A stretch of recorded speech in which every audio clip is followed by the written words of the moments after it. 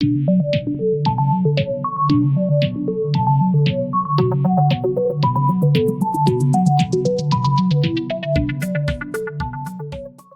us in the Cracked Racquets booth here at the Altec Styslinger Tennis Exhibition is the winner of our first match over our host, JC Aragoni, Feels as bad, well, man. the current ATP number 55, Tennis Sandgren. Tennis, congratulations on the win and welcome to the Cracked Racquets booth. Thank you. I'm happy to be here. We're still in the sun. I was hoping you guys could find some shade. Apparently, you don't really have any empathy for the players, which is fine. I mean, it's cool. No, we left the shade in Indianapolis on the way here. Right. I mean, there's shade right there, but it's fine. It's all good. I'm well, happy now to be the here. pool's in the background. Now Right. I look good, you look good, we all look. It brings out your blue eyes, I would say, more than anything. Thank you. So that's I important. appreciate that a lot. And of course, we are 6 feet apart because you just played a match. You smell bad, but also it's COVID-19, so a little bit of distance. I apologize about that because I like to get intimate. I like the eye contact. Is this over? No, I'm gonna be talking. Don't worry. Yeah, you'll go in here and there, but just in general, talk a little bit about the match. Was it nice to be back on court? Yeah, it was really good. I was happy to be out there. I thought the level was pretty good, actually, for the most part. I think we both maybe made a few mistakes because we were trying not to die physically, but I thought the tennis was a pretty good level, and he's been stressed dealing with running the event. I've been practicing the last 2 days.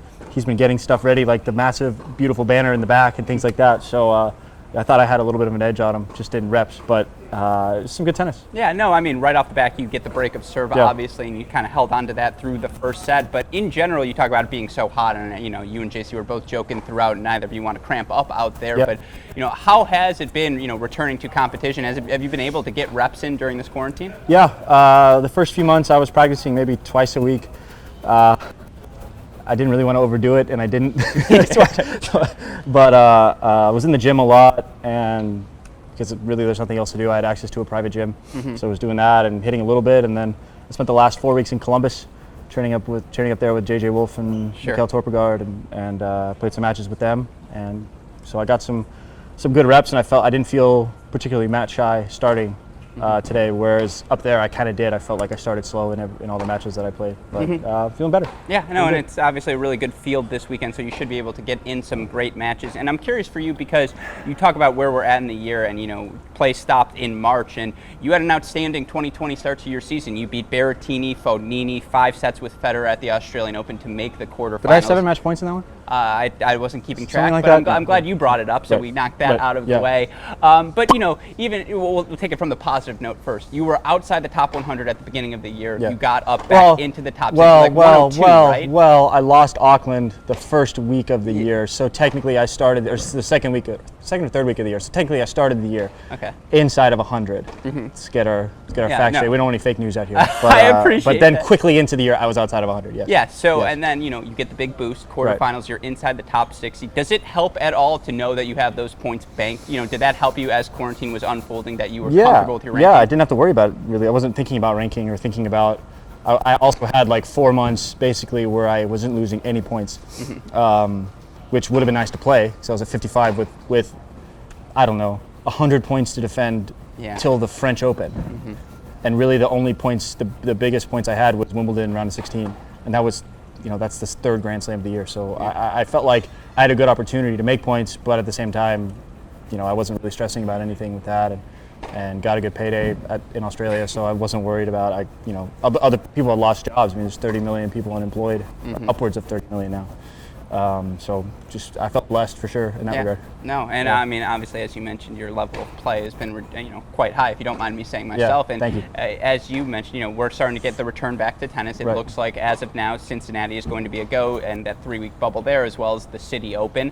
Are you excited for tennis to return? Are you ready to get back out there? Absolutely, absolutely, yeah.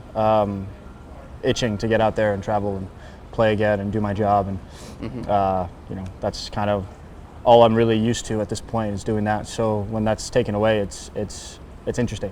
But super excited to get back out there again, and was happy with this time. I was able to get some injuries in a better place, which is good. And so hopefully a lot of guys were able to do that, and the level will be good when we start back up again. And you've been a high-level player your entire life, starting at the juniors through college. When was the last time you had an extended 3-month period where it's just you're not playing any tennis? I had hip surgery in 2014 in March, so I was out for 6-7 months with that, like crutches for 30 days where I'm not walking. So that was probably the longest the longest time I had off. I took probably 2 or 3 months off of tennis completely. So other than that, no, that was the first time and last time I've had that much of a break. But at least that was so different because I couldn't play. You know, I still had the things that I needed to do to get back to playing. Whereas this has been like, we're playing sometime way down there, and what are you supposed to do till then? So obviously different, but kind of had a small amount of experience with not playing. And you mentioned this earlier, you know, you've been staying in shape, and so obviously that's something that's important to you as tennis makes its return. But you said, you know, hitting only twice a week early on. Was that to ensure you don't burn out? You know, a 3-month off season sounds like that would be too long. That's insane. I mean, I didn't want to hurt myself, training, and there really wasn't any reason to. I mean, at this point, I'm 28, 29 here this month, month of July. You know, I need to protect my body more than I need to get better at the game. Obviously, I want to get better, but find the line there, find the balance. I just wanted to hit enough balls to where I wasn't losing my calluses and my shoulder was firing and things like that, and then do my work in the gym. So spend more time there, less time on the court beating myself up. Losing calluses is a thing, right? If you don't hit, it's your hands absolutely get a thing. broken up. It's absolutely a thing. When I was out in the fall last year I had a torn ligament in my toe.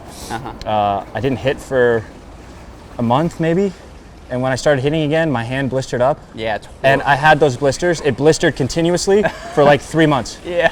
It was insane. It was insane. I had a crack on this finger that, and now we're talking about blister cracks, it's great, that I had to tape for like 4 months. It just wouldn't go away, which is ridiculous. So I was like, I don't want that. Yeah, no, I mean, it's I a don't want serious that. issue. I need to keep those. Yeah, no, I mean, look, I'm never going to play the level you do, but now half the reason I don't want to play anymore is because, like, my calluses will come back, my hands are break, and that's no fun for anyone. It's terrible. Yeah. It's terrible. And no, you know, we're talking about the importance of your body. My last question to you, a little bit of fun. I noticed now you are 1-0 in your 11-11 vodka hat, and obviously that is a cool thing to see. Yes. Just your thoughts on the sponsors this weekend. Again, your thoughts on this Well, I'm event hoping in to keep general. this streak going.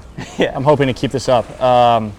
Apparently, I have a night out at 11 at some point here because of this. But yeah, I mean, the sponsors have really come together here to put this event on, and I'm super grateful that you know, I'm able to have a job this weekend and play some tennis, and it's on Tennis Channel, and hopefully entertain some people and just have a good time.